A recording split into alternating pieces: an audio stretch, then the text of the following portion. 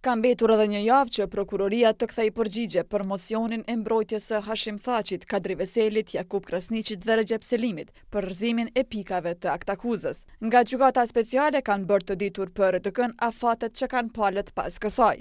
Trupi gjykuesi dha afat mbrojtjes deri më 12 qershor për të paraqitur kërkesën e përbashkët për rrëzimin e akuzave dhe prokurorisë deri më 7 korrik për t'ju përgjigjur kërkesës.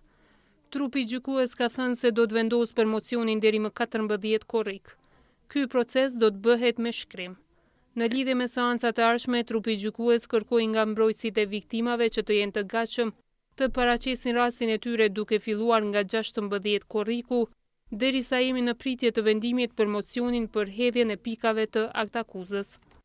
E tani që pa afrohet radha e mbrojtjes për punën e saj, avokatët kanë bërë një kërkesë për disa afate lidhur me dorëzimin e listave të dëshmitarëve. E këtë e ka kundërshtuar prokuroria, e cila vetë kishte dorëzuar prova edhe pas afatit të fundit. Ajo ka kërkuar nga mbrojtja që deri më 18 shkurt të dorëzohen listat e plota të dëshmitarëve, për çka janë përgjigjur avokatët mbrojtës. Disa ekipe të mbrojtjes kanë pasur vështirësi në marrjen e bashkëpunimit nga ofruesit e rregullës 107 dhe kanë përjetuar vonesa të konsiderueshme në marrjen e përgjigjeve ose materialeve të kërkuara, duke quar në vonesa pasuese në përpunimin dhe përgatitjen e çështjes së mbrojtjes.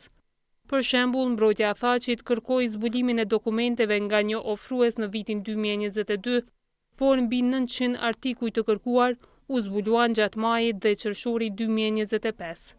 Përveç kësaj, parashtrimet e ZPS-s në lidhje me kohëgjatësinë e mbylljes së çështjeve të ZPS-s dhe konferencave përgatitore të mbrojtjes janë të padobishme dhe hutuese.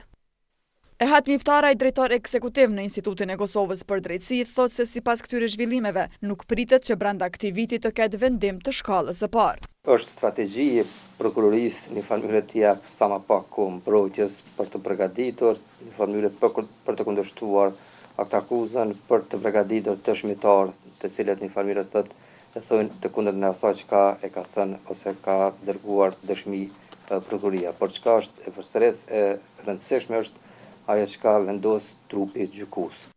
Ndërkohë, mbrojtja e të akuzuarve deri më tani ka njoftuar se planifikojnë të thrasin 20 deri në 25 dëshmitar, ku 15 prej tyre do të dëshmojnë në sallën e gjyqit. Nga ta, 12 nga mbrojtja e Thaqit, numër që mund të reduktohet, 10 nga mbrojtja e Krasniqit, derisa ajo e Veselit dhe Selimit nuk kanë planifikuar të thrasin dëshmitar.